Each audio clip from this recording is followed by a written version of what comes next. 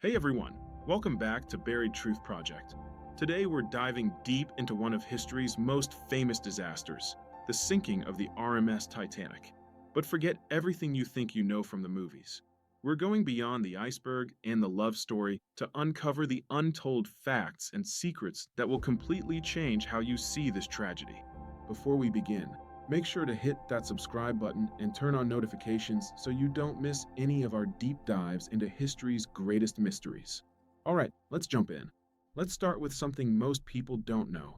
The Titanic almost never sailed at all, at least not on its maiden voyage. Just weeks before the Titanic's departure, its sister ship, the Olympic, collided with a British warship called the HMS Hawke in September 1911. The Olympic needed urgent repairs, and guess what? The shipyard pulled workers from finishing the Titanic to fix the Olympic first. This delayed the Titanic's launch by several weeks, and some historians believe if the ship had sailed on its original schedule in March instead of April, it might have missed that fateful iceberg entirely.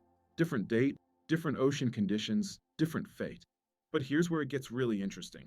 There's been a long-standing conspiracy theory that the ships were actually switched, that it was the damaged Olympic that sailed as the Titanic in an elaborate insurance fraud scheme. The theory suggests that the Olympic was too damaged to be profitable, so they swapped the ships, deliberately sank the Titanic, and collected the insurance money. While this theory has been thoroughly debunked by historians who point to different construction details and the actual wreckage matching Titanic specifications, it shows just how many mysteries still surround this ship more than a century later. Now, here's a fact that might actually make you angry. The Titanic's lookouts didn't have binoculars the night the ship hit the iceberg, and the reason why is absolutely wild. There was a last-minute crew change before the voyage. An officer named David Blair was reassigned off the ship just days before departure, and in his rush to leave, he accidentally took the key to the locker containing the crow's nest binoculars with him. The key was literally in his pocket when he disembarked. Frederick Fleet, the lookout who eventually spotted the iceberg, later testified that if they'd had binoculars, they might have seen it sooner. When asked how much sooner, he gave a chilling response: enough to get out of the way. That key, which Blair kept for the rest of his life, was sold at auction in 2007 for over $130,000. David Blair lived until 1955, carrying the weight of that mistake for decades. Imagine knowing that your simple error might have prevented one of the deadliest maritime disasters in history. Here's something that haunts me. The Titanic wasn't alone that night. There was another ship, the SS Californian, sitting just 10 to 20 miles away, close enough to potentially save everyone on board. The crew of the Californian actually saw the Titanic's distress rockets. Multiple crew members reported seeing 8 white rockets going up throughout the night. But here's the tragic problem. Their radio operator, Cyril Evans, had gone to bed at 11:30 p.m., just 10 minutes before the Titanic struck the iceberg. And it gets worse. Earlier that evening, Evans had tried to warn the Titanic that they were stopped and surrounded by ice. Jack Phillips, the Titanic's radio operator who was busy sending passenger messages, famously replied, shut up, I am busy. I am working Cape Race." Evans, offended and tired, turned off his radio and went to bed. If he had stayed at his post for just 10 more minutes, he would have received the Titanic's distress call. The Californian's captain, Stanley Lord, was told about the rockets but didn't think they were distress signals. He assumed they were company signals, even though white rockets fired at intervals are the universal sign of distress at sea. He didn't wake the radio operator. He didn't investigate. By the time the Californian realized what was happening the next morning, it was too late. The Titanic was gone. Captain Lord was blamed for years, his career destroyed. Some historians now think the Californian might have been farther away than initially thought, but we'll never know for sure if those 1,500 lives could have been saved. The Titanic was supposed to be packed with even more wealthy and famous passengers than it carried. But several prominent people canceled at the last minute, and some of their reasons are eerily prescient. J.P. Morgan, the financier who actually owned the ship, canceled just days before departure. His official reason? Business matters. But some accounts suggest he had a premonition. Milton Hershey, yes, the chocolate magnate, had tickets but changed his travel plans. Theodore Dreiser, the famous novelist, said he had a strong feeling he shouldn't board the ship. And here's the creepiest one. Henry Clay Frick received a letter from his wife begging him not to sail because she had terrible nightmares about the voyage. Frick changed their plans. When news of the sinking reached them, she reportedly said, "I knew it. Were these just coincidences, or did some people genuinely sense danger?" Multiple people independently changing their plans, some citing bad feelings, does make you wonder. Now let's talk about the lifeboats, because there's more to this story than just not enough boats. The Titanic actually exceeded the legal requirements for lifeboats. The regulations were based on ship tonnage, not passenger capacity, and hadn't been updated since 1894. The Titanic was only required to carry 16 lifeboats, but had 20.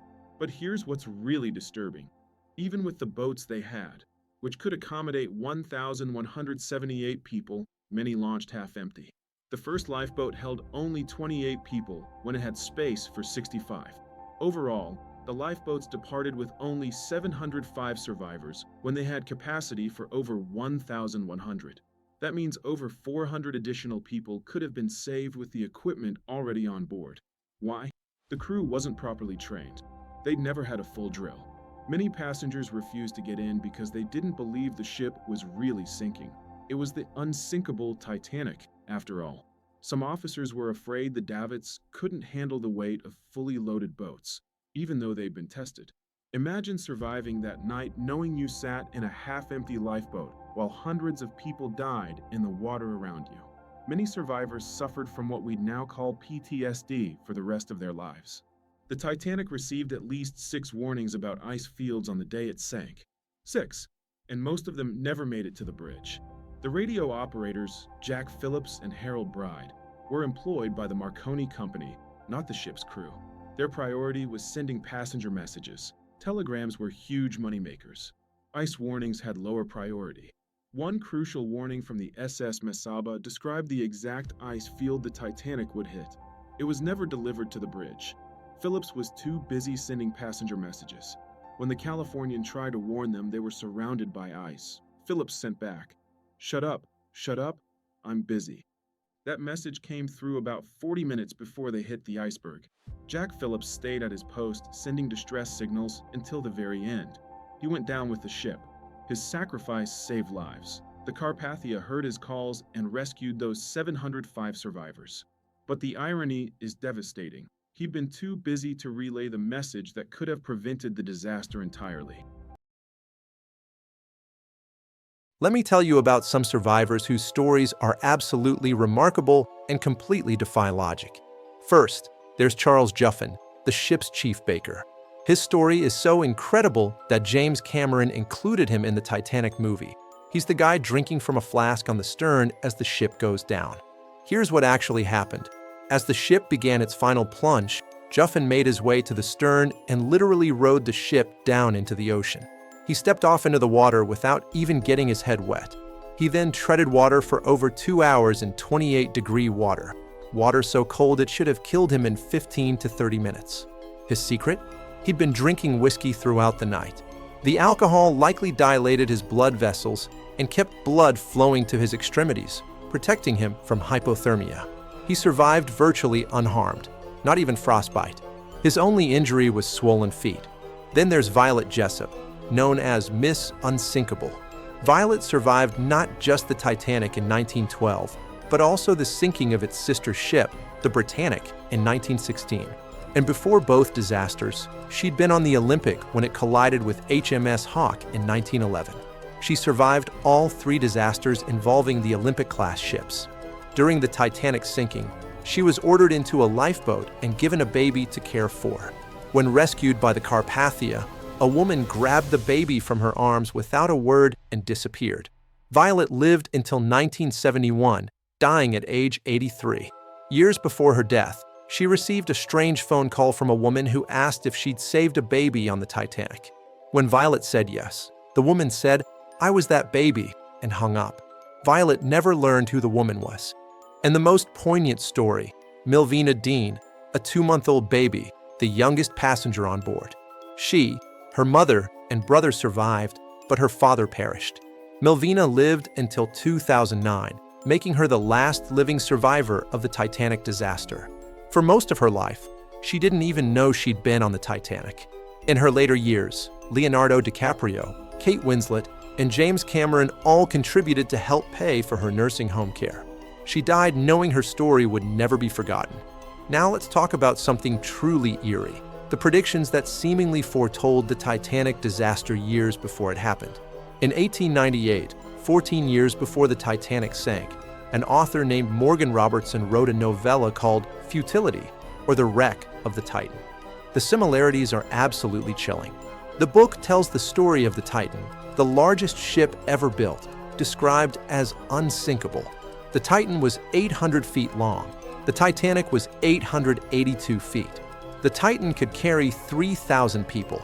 The Titanic could carry 3,547.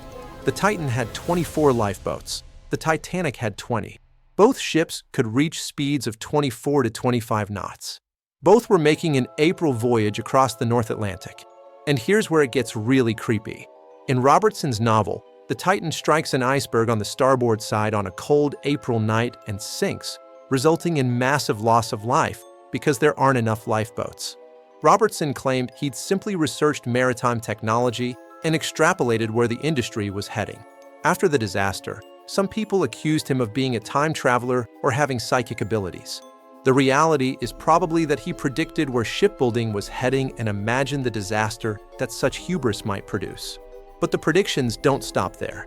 A woman named Esther Hart had terrible feelings about the voyage and refused to sleep at night, staying dressed and alert. Her vigilance saved her and her daughter's lives.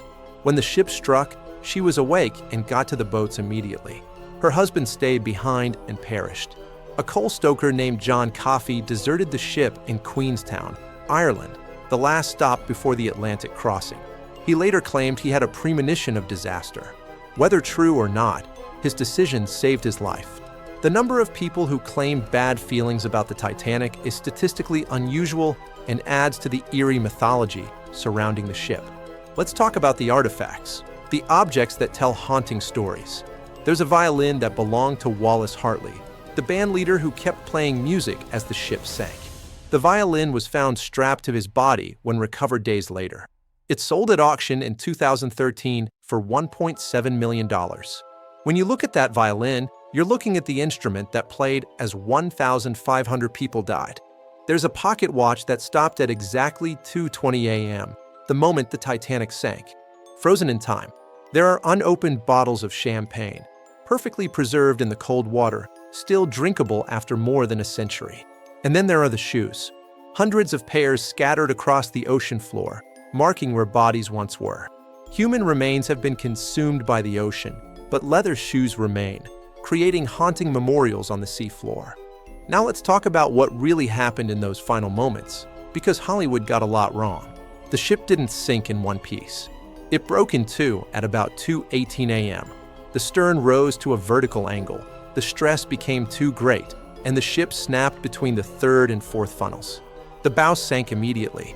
The stern briefly settled back, then rose again and sank rapidly. The water was 28 degrees Fahrenheit. But it wasn't hypothermia that killed most people, it was cold water shock. When you hit water that cold, your body gasps reflexively, often inhaling water. Your heart rate spikes. Many people died within minutes from cardiac arrest and drowning, not hypothermia. The sound was what traumatized survivors most. They described hearing 1,500 people screaming, a sound that faded over about 20 minutes as people died. Then silence. The lifeboats rowed away from the screaming. Only one boat went back to search for survivors. They pulled 4 people out alive, 4 out of 1,500. The band really did keep playing, though probably until around 2:10 a.m., about 10 minutes before the ship broke. None of them survived.